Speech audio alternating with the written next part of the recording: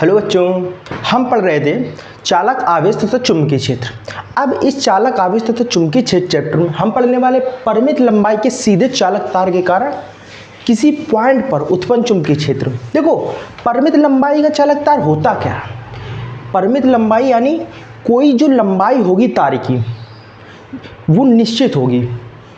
मान लिया ये लंबाई है तार की, ठीक है। अब ये तार इस लंबाई से किसी एक पॉइंट पर क्या चुंबकीय क्षेत्र बनाएगा वो, और अगर इसकी लेंथ को बढ़ाते चले जाए तो इसकी लंबाई जो हो जाएगी अनंत हो जाएगी, ठीक है। परिमित लंबाई क्या होती है? इसकी लंबाई क्या होती है? फिक्स होती है, ठीक है। अब देखो, एक हमने कोई परिमित लंबाई का चालक तार बना लिया ये। अब मान लिया कि ये पॉइंट है P। इस पॉइंट पर हमें क्या निकालना? चुंबकीय क्षेत्र निकालना, ठीक है। अब इसकी परिमित लंबाई है। अब लंबाई इस तार को क्या मान लेते हैं? mn। मान लिया कोई mn लंबाई का एक तार है, ठीक है। अब क्या करेंगे, जैसे ये पॉइंट है P पॉइंट पर निकालना है, तो यहाँ से आप एक सीधी रेखा खींच दो, ठीक है। अब देखो भाई, चुंबकीय क्षेत्र कहाँ से बनेगा? मान लिया इस मार्कर से हमें चुंबकीय क्षेत्र बनाना इस पॉइंट पर। अब इस पॉइंट पर चुंबकीय क्षेत्र बनाना है तो भाई यहाँ से बनेगा, ठीक है। यहाँ से बनेगा, यहाँ से बनेगा, यहाँ से बनेगा, यानी कि पूरे इस मार्कर से बनेगा चुंबकीय क्षेत्र, ठीक है, इस पॉइंट पर। तो हमने एक सेंटर ले लिया जो इसके सामने था, और एक हमने ले लिया इसका मैक्सिमम यानी सबसे अधिकतम जो ऊंचाई का सिरा है वो इस P पॉइंट से, ठीक है। और एक ये सिरा ले लिया सबसे नीचे पॉइंट का, ठीक है। अब देखो भाई यार, पूरा निकालेंगे तो उसमें तो बड़ी माथापच्ची है, ठीक है। तो इतने से छोटे से भाग का निकालते हैं, और फिर उसको डिफरेंशिएशन कर देंगे, ठीक है। पूरे भाग का निकल आएगा, यानी समाकलन कर देंगे तो पूरे भाग का निकल आएगा। अब कैसे निकालेंगे? देखो, ये जो आपका एंगल है, इस एंगल को आप मान लो, और इस एंगल को, ठीक है। तो इसको क्या थीटा मत मानो, इसको मान लो फाई। इस वाले एंगल को मान लो फाई 1, और इसको मान लो फाई 2 एंगल है, ठीक है। ये दो एंगल्स हैं, ठीक है। अब एक चीज़ और करो कि मान लो कि भाई हम पूरे में तो एक साथ नहीं निकाल सकते, तो एक काम करो, छोटा भाग ले लो। हमने ये भाग ले लिया एक्स वाई भाग ले लिया, और इसकी लेंथ कितनी होगी? dl लेंथ का, ये टोटल पूरी लेंथ l थी, ठीक है। l लंबाई का कोई चालक तार था। l लंबाई में से हमने क्या ले लिया? बिल्कुल छोटा सा भाग ले लिया dl। हमने कहा भाई इसमें हम निकाल देंगे, बाकी पूरे में हम निकाल देंगे, क्योंकि हमको क्या पता है? एंगल्स पता है, ठीक है। अब क्या करेंगे, इतने का जब निकालना भाई P पॉइंट पर निकालना, तो P पॉइंट तक ले जाना पड़ेगा। ये जोड़ दी हमने P पॉइंट पर, ठीक है। अब देखो भाई, P पॉइंट पर निकाला, ये दोनों फाई 1 फाई 2 हमने रखे हैं एंगल्स को। क्यों रखा है? क्योंकि हमें पता चल सके। पर यहाँ पे हम ये वाला जो एंगल्स हैं, ये वाला जो एंगल है रेड वाला, तो इसको हम मान लेते हैं ये फाई एंगल्स हैं, ठीक है। तो इसको क्या मान लेते हैं? डी फाई एंगल मान लेते हैं, मतलब बहुत बड़े एंगल का छोटा भाग, यानी डी फाई, ठीक है। जैसे DL माना तो डी फाई।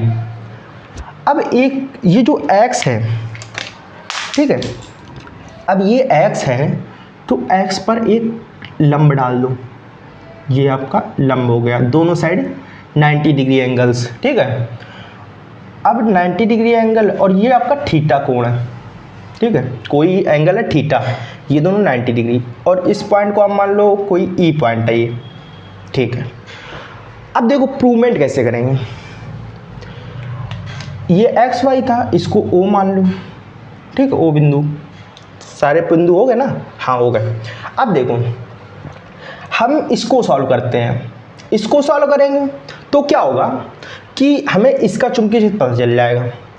तो पहले तो भाई लेंथ निकालो ना, तो लेंथ निकालने के लिए क्या करोगे, इसकी लंबाई आप r मान लो, ये लंबाई r हो गई आपकी, ठीक है, और ये a लंबाई हो गई, कोई a लंबाई का है, दूरी ये r हो गई और ये a मान ली, कोई a दूरी है।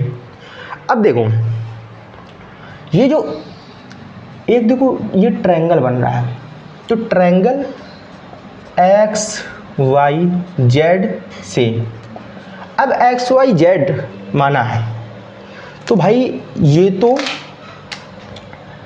तो हमारा लंब हो गया, ठीक है, ये एक्स ई तो लंब हो गया, और ये कर्ण हो गया, तो लंब भी पता है कर्ण भी पता है, तो इसमें हम लगा देंगे साइन थीटा। और जितने भी ये एंगल है, मतलब जितने भी ये कोण बन रहे हैं, ये बहुत छोटे कोण हैं, ठीक है, तो साइन थीटा ये, तो साइन थीटा, ठीक है, साइन थीटा बराबर क्या हो जाएगा, लंब कितना दिया है, लंब आपका भाई दे दिया हमको एक्स ई, लंब क्या है, लंब दिया हमको एक्स ई अपॉन आधार क्या दिया है, आधार सॉरी लंब और कर्ण, साइन थीटा लंब बटे कर्ण होता है, कर्ण क्या दिया है dl, कर्ण क्या हो गया dl, ये हो गया, ठीक है। अब देखो अब क्या कर सकते हैं, अब एक ट्रायंगल हमको ये मिल रहा है, ये भी तो 90 डिग्री है, समकोण त्रिभुज ये भी बन रहा है, तो एक्स ई पी में त्रिभुज एक्स ई पी में, ठीक है, एक्स ई पी। अब भाई एक्स ई पी जो है, तो इसका तो एंगल भाई डी फाई है, तो इसमें लगा देंगे sine d phi, d phi sine d phi, ठीक है, बराबर क्या हो जाएगा, साइन डी फाई बराबर ये आपका क्या हो गया कर्ण हो गया, और ये आपका हो गया लंब, ठीक है, तो लंब क्या है, लंब आपका हो गया एक्स ई बटे कर्ण क्या हो गया, कर्ण हो गया ए, ये, ठीक है। अब देखो इसमें लंब मिल रहा है, ठीक है, तो एक्स ई बराबर क्या हो जाएगा, एक्स ई बराबर हो जाएगा आपका साइन थीटा, और ये dl आगे आ जाएगा, ठीक है। अब थीटा क्या है, थीटा बहुत क्या है छोटा है, थीटा जब बहुत छोटा, थीटा और फाई, थीटा व फाई बहुत छोटा है, जब थीटा और फाई बहुत छोटा है तो क्या हो जाएगा, ये साइन थीटा सिर्फ थीटा के बराबर हो जाएगा, यानी साइन थीटा बराबर थीटा हो जाएगा, तो एक्स ई बराबर क्या हो जाएगा dl थीटा, ठीक है, dl थीटा हो जाएगा। अब देखो फाई भी बहुत छोटा है, तो साइन फाई क्या हो जाएगा, ये भी फाई के बराबर हो जाएगा, ठीक है, साइन फाई फाई के बराबर हो जाएगा। तो जब ये फाई के बराबर हो गया, तो डी ई एक्स ई क्या हो जाएगा, एक्स ई क्या हो जाएगा ए फाई, ए डी फाई, ठीक है, ए डी फाई, ये आपका हो गया डी फाई, ठीक है, ए डी फाई। अब इसको फर्स्ट इक्वेशन मान लो, इसको सेकेंड इक्वेशन मान लो, पहले को दूसरे से क्या करें तुलना, अब पहले इक्वेशन की दूसरे से तुलना करेंगे, ठीक है, इक्वेशन लिख लो इधर, फर्स्ट इक्वेशन की सेकेंड इक्वेशन से क्या करने पर तुलना करने पर। अब जब फर्स्ट इक्वेशन सेकेंड इक्वेशन से तुलना करोगे तो क्या होगा, देखो एक्स और एक्स तो ये मिल रहा है आपस में, ठीक है, अब क्या नहीं मिल रहा है, इधर आप साइन थीटा ही रहने दो भी, ठीक है, जब ज़रूरत पड़ेगी तब हटा लेंगे, अगर नहीं पड़ी तो कोई दिक्कत नहीं। फाई बहुत छोटा है, थीटा नहीं, ठीक है। अब देखो ये एक्सी, इसको बराबर कर देंगे डीएल साइन थीटा को बराबर किसके कर देंगे, ए डी फाई के, ए डी फाई। अब ये ए डी फाई के बराबर कर दिया, ठीक है। तो इधर आपने पढ़ा होगा बायो-सेवर्ट का नियम, ठीक है। अब बायो-सेवर्ट का नियम क्या था, बायो-सेवर्ट का नियम था डी बी बराबर mu naught upon 4 pi I d l sine theta upon r square. R square की जगह क्या लिख सकते हो हम, आर स्क्वायर की जगह भाई ए स्क्वायर लिख सकते हो ना यहाँ पे, तो ए स्क्वायर लिख दो ये, ठीक है।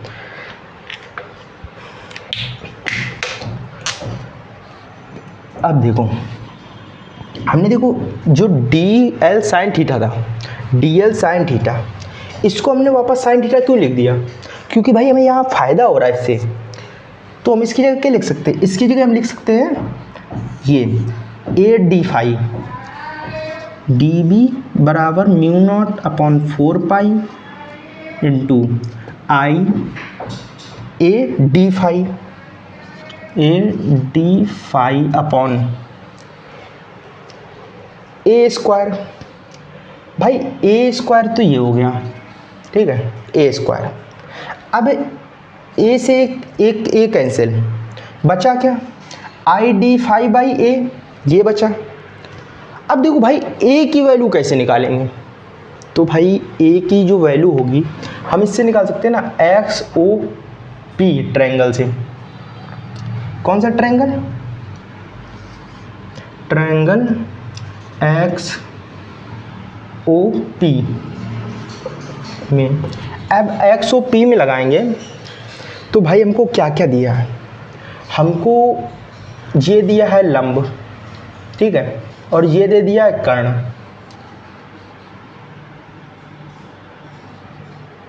सॉरी ये आधार आपका, ये लंब है 90 डिग्री के पास लंब, ये लंब और ये आधार, तो इसमें लगा सकते कॉस थीटा या कॉस फाई, कॉस फाई है ना, फाई है, तो कॉस फाई बराबर क्या हो जाएगा, कॉस फाई बराबर हमारा हो जाएगा आधार बटे कर्ण। कॉस फाई बराबर क्या हो जाएगा, आधार क्या आपका दिया है, आधार दिया आर अपॉन ए, ए बराबर क्या हो जाएगा, ए बराबर आपका हो जाएगा आर बट्टे में कॉस थीटा आ जाएगा, कॉस फाई, कॉस फाई, ये आपका हो गया ए बराबर। अब जब इसमें ए बराबर पुट करोगे तो डी वी बराबर क्या आ जाएगा, डी बी बराबर आपका आ जाएगा म्यू नॉट अपन 4 पाई आई बटे में आर, और ये ऊपर कॉस पहुंच जाएगा, यहाँ पे ऊपर पहुंच जाएगा ना, तो इधर कॉस फाई डी फाई, ये हो गया आपका।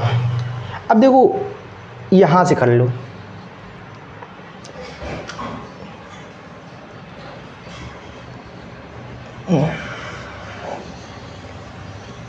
ये यहाँ पे।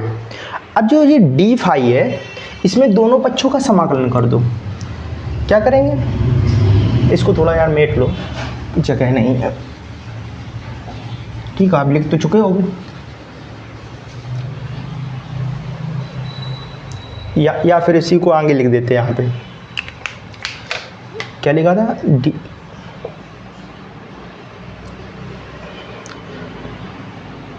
एक्स ई बराबर लिखा था ए डी फाई, ये ठीक है, यहीं लिख दिया सेकेंड इक्वेशन ये। अब देखो जो डी बी है इसमें क्या कर देंगे, दोनों पक्षों का क्या समाकलन। अब दोनों पक्षों का समाकलन करोगे जो दो ये dB है, dB समाकलन का ये वाला निशान होता है, ठीक है, बराबर μ0/4 I/R। ये पूरा बाहर क्यों कर दिया हमने, I/R μ0/4 क्यों बाहर कर दिया, क्योंकि देखो समाकलन तब होता है जब इसका जो d फाई जो है, d फाई और फाई जब एंगल सेम होते हैं। तो देखो इसमें एंगल तो सेम है, cos फाई d फाई, तो समाकलन of cos phi d phi, ठीक है। ये अब देखो cos फाई का समाकलन क्या होता है, पहले तो इसमें लिमिट रख दो। लिमिट आप कैसे रखोगे, अब देखो इसमें सबसे अच्छा खेल होता है, ये आपका ओरिजिन है, देखो आपने चतुर्थांश पढ़ा होगा, ये ओरिजिन है, ये ओरिजिन है, ठीक है, ओ इससे ऊपर जाओगे तो प्लस फाई हो जाएगा, मतलब फाई टू जो है प्लस फाई टू हो जाएगा, और ये फाई वन है वो निगेटिव साइड में है तो निगेटिव फाई वन हो जाएगा ये। तो इसकी जगह क्या रख सकते हो, फाई वन से प्लस फाई टू तक, प्लस लगाने की कोई जरूरत नहीं तो मत लगाओ, ठीक है। ये अब देखो dB का समाकलन क्या होता है, इसका समाकलन हो जाएगा b कैसे हो जाएगा भाई, समाकलन में जैसे 1 है, ये 1 का 1 इंटू dB, जब 1 होता है तो जो b यहाँ पे होता है वो आगे आ जाता है, अगर इसकी जगह b होता तो b का पावर चले जाता, मान लिया b होता dB होता तो b की पावर में 1 जुड़ जाता, बट्टे में 1 + 1 हो जाता है, यानी ये और ये बट्टे में हो जाता है, ठीक है। और cos वाले में समाकलन क्या होता है, cos का साइन हो जाता है, तो μ0/4 I/R, ठीक है। cos का क्या हो जाएगा, साइन, और लिमिट लगी है। लिमिट क्या होती है, अपर लिमिट यानी ऊपर की लिमिट माइनस नीचे की लिमिट। ऊपर की लिमिट क्या है, फाई टू माइनस, और नीचे की लिमिट क्या है, माइनस फाई वन। ये माइनस माइनस हो गया आपका प्लस, तो b बराबर क्या आ गया, b बराबर आ गया μ0/4 I/R sine phi two plus phi one, या phi one plus phi two. अब एक चीज़ समझो, मान लिया कि फाई वन फाई टू आपको ऐसे तो पता है, डायरेक्ट फार्मूला आप लगा सकते हो। मान लिया अगर आपको ऐसे पता नहीं फार्मूला, तो एक चीज़ ये जो प्रोसेस है, ये प्रोसेस है आपको याद रखनी पड़ेगी, ठीक है। फिर कैसे आप सवाल आ जाए, आपको फाई वन फाई टू की वैल्यू दे देगा, ठीक है, बोलेगा P इस पॉइंट पर है, मतलब P की दूरी दे देगा, A की दूरी निकालो। कैसे निकालोगे, तो निकाल लोगे सिंपली, ठीक है। ये आपको प्रोसेस याद रखना, और ये पूरी जो प्रूवमेंट है वो याद रखना बहुत ज़रूरी है। अब मिलेंगे नेक्स्ट वीडियो के साथ नेक्स्ट पार्ट में, तब तक के लिए बाय बाय।